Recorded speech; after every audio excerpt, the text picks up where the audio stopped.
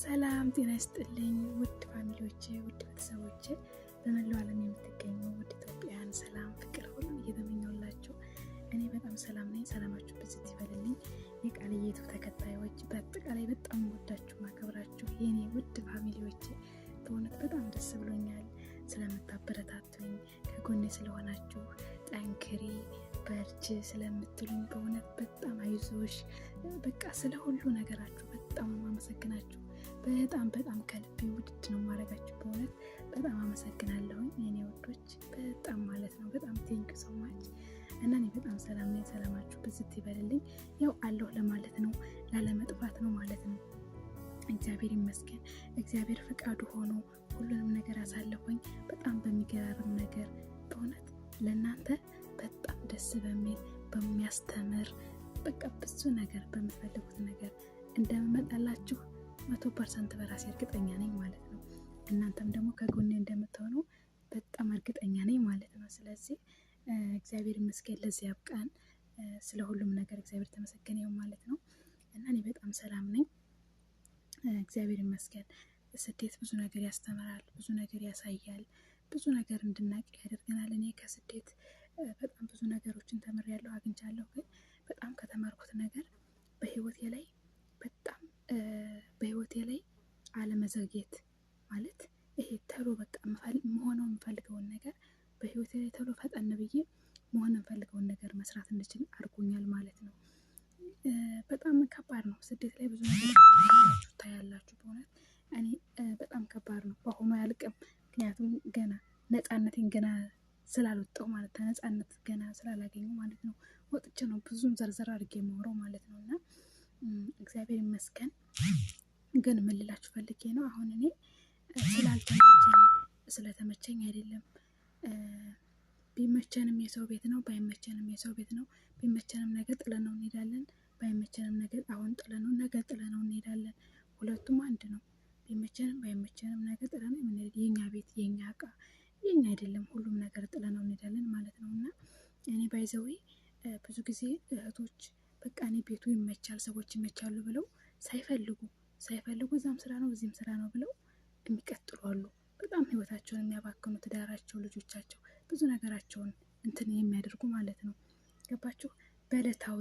በዕለታዊ እንዴ አገራችን ከቤተሰባችን ከሀገራችን ከልጆቻችን ከትዳራችን ከህይወታችን ከቤታችን ሆነን የምንሰራው ስራ እና በስደት ልክ በቃ ኖርማል እንደዛው እየታዘዝኩ ተቀጥሬ ታዝዤ እንቅልፌን አጥቼ ማህበራዊ ኑሮ ሳይኖረኝ ቤተሰቦቼ ጋር አብሬ ሳልወጣ ሳልገባ እስከ መቼ ልኖር? አስባችሁታል? ልዩነት በጣም አለው። ሰማይና ምድር በምንም አይገናኝም፣ በምንም ተአምር ማለት ነው። እና ምን ላችሁ ፈልጌ ነው፣ ብዙ እህቶች ሌላ እንትን ላይ አለ ማለት ነው። እና ብዙ እህቶች ሳልፈልግ ይሄን ያህል ቆየሁ፣ ጓደኛዬ እንደዚህ ቆይ ብላኝ፣ ጓደኛዬ አብረን እንገባለን ብላኝ 6 ወር ስል እንደዚህ 6 ወር ስል 1 ዓመት አስጨምራኝ፣ በቃ ብዙ ነገር ወይ ደግሞ 1 ዓመት ልጨምር ብዬ ከዛ ሳላስበው ይሄን አደረኩኝ። በቃ እናንተ ሳላስበው እንዲህ እዚህ መታችሁ ነገሮች ተሚደበላለቁባችሁ። ከሀገር ስንመጣ ነገሮች እንደዛው ልክ ፈልግ አሁን ከሀገር ቤት ስንመጣ ከኛ አልፈን ለብዙዎች እንተርፋለን ብለን ነው የምንመጣ። ግን እንኳን ለብዙ ልንተርፍ ለእኛም ከባድ ነው አይደለም? ስለዚህ ይሄ እንደሆነ ስናውቀው ስንረዳ ጋብ እናደርግና ራሳችንን አዳምጠን ለራሳችን ማድረግ ያለብን አድርገን ወደ ሀገራችን ገብተን ህይወታችንን ቤታችን ሳይባክን የራሳችንን ነገር ፈጥረን መስራት ነው። አሁን ሁሉም ነገር ተበልቶበታል። ከ4 ዓመት ከ5 ዓመት ከ6 ዓመት በፊት ነበር ስደትም እንደው ሰላሙም ብዙ ነገሩም ደህና ነበር። አሁን ላይ እኮ በጣም እንደምታዩት እንኳን አረብ ሀገር እንኳን ስደት ኢትዮጵያ ውስጥ ራሳችን ያለውን ነገር ላስረዳችሁ አልፈልግም ስለምታውቁት ማለት ነው። ስለዚህ ይሄን ነው የምላችሁ እህቶቼ፣ በስደት አትቆዩ። 1 ዓመትም ነይ 2 ዓመትም ነይ፣ ከዛ በላይ ግን አትጨምሪ። ያችን በሰራሻት ገንዘብ 5 ሳንቲም ሳትቆጭቂ ለማንም ያችን ደም ተፍተሽ የሰራሻትን ገንዘብ ይዘሽ ገብተሽ ሀገርሽ የሆነች ነገር እየሰራሽ መለወጥ ይቻላል። አሁን ላይ በትንሽ ነገር መለወጥ በጣም ይቻላል። ከዜሮ መነሳት ይቻላል። በጣም ዜሮ ማለት ዜሮ የሚባል ነገር የለም። ሀሳብም ፍላጎትም አንድ እንትን ነው። ፍላጎት ካለን ሀሳብ ካለን እችላለሁ ብለን ራሳችን ተነሳሽነት ካለን ሰርተን ማንለወጥበት ምንም ነገር የለም። ሀሳብ ሳይኖረን ፍላጎት ሳይኖረን ገንዘብ ቢኖረን ግን የሆነ ነገር ብንጀምርም እናከስረዋለን። ፍላጎት ስለሌለን ሰው ላይ ፍላጎት ተነሳሽነት ካለው የማያድግበት ምንም ነገር የለም። እድሜ ልካችሁን በሰው ቤት አታቃጥሉ።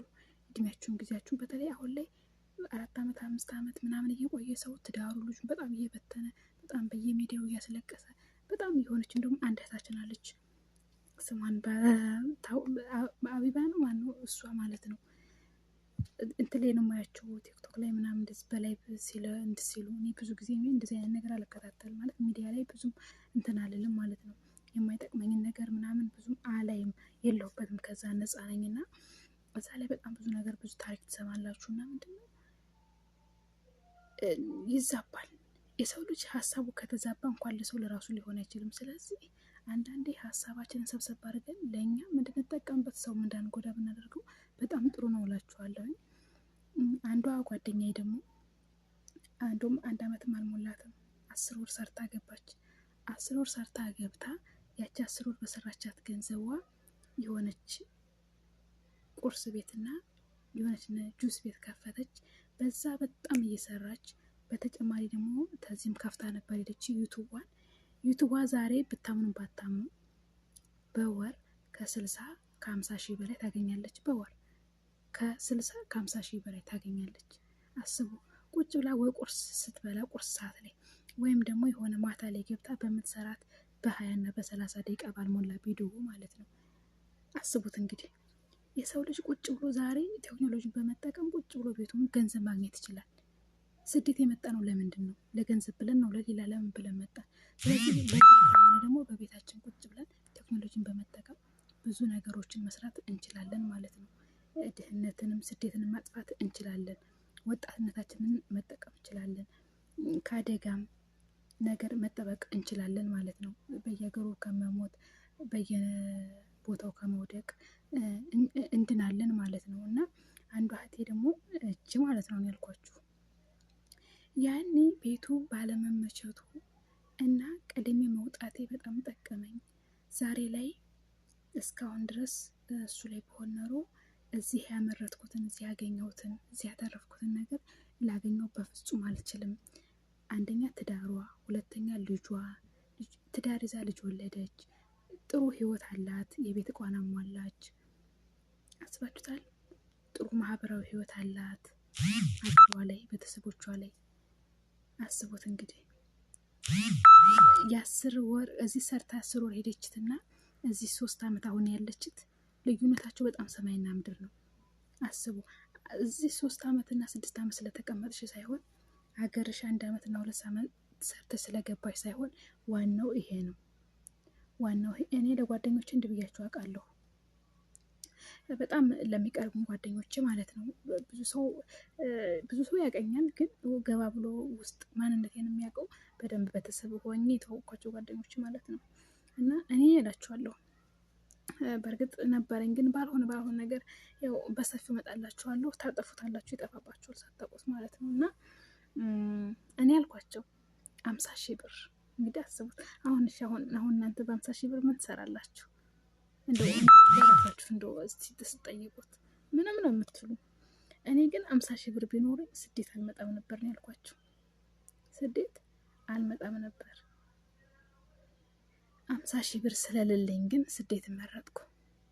ሄጄ በጥቂት ጊዜ እግዚአብሔር ከረዳኝ ጥሩ ቤት ካገኘሁ እንደሚባለው ከሆነ ሰርቼ በጥቂት ጊዜ ውስጥ ራሴን ማስተዳደር እችላለሁ።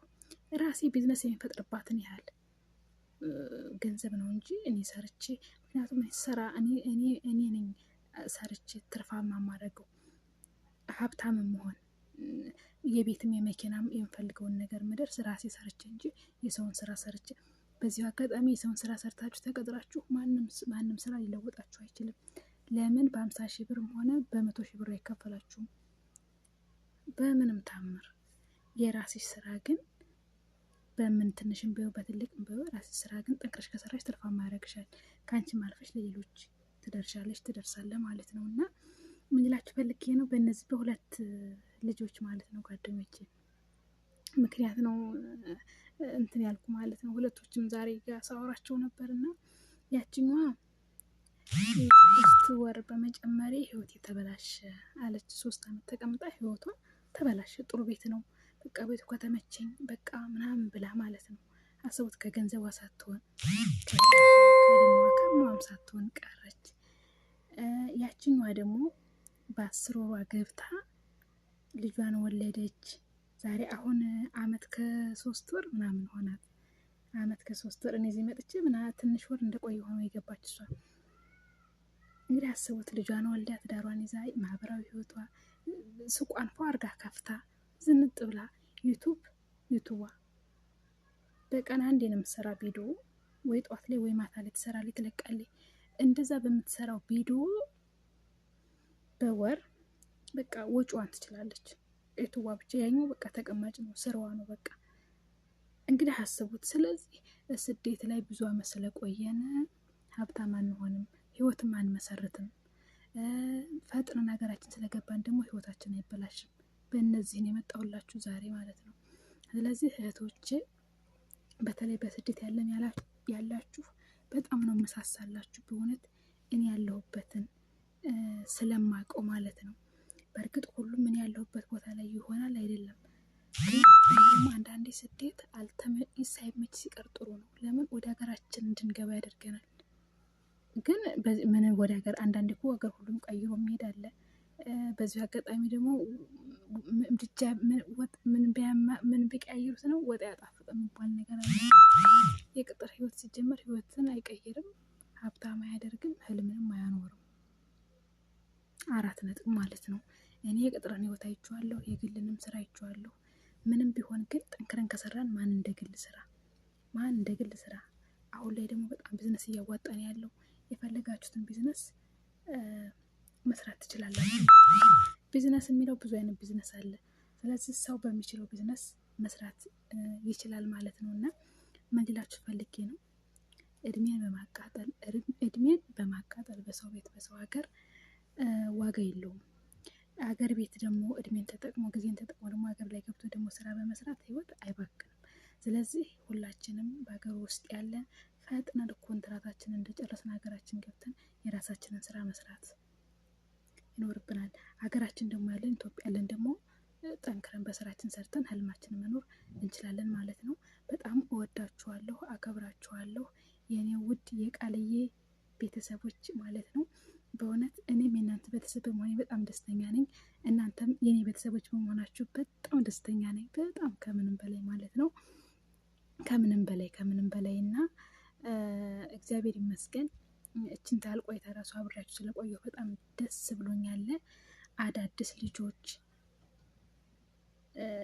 እኔም አዲስ ስለሆንኩ ማለት ነው እርስ በርሳችን ሰብስክራይብ ማድረግ እኔ ላይ ገብታችሁ በኮሜንት ሰላም ብሎ ራሱ የጻፈ ሰው ሀይ ብሎ የጻፈ ሰው በውስጥ እኔም ማንንም ሰው በታማኝነት ሰብስክራይብ ሳላደርግ ሳልመልስለት የቀረሁት ሰው አይኖረኝም ማለት ነው።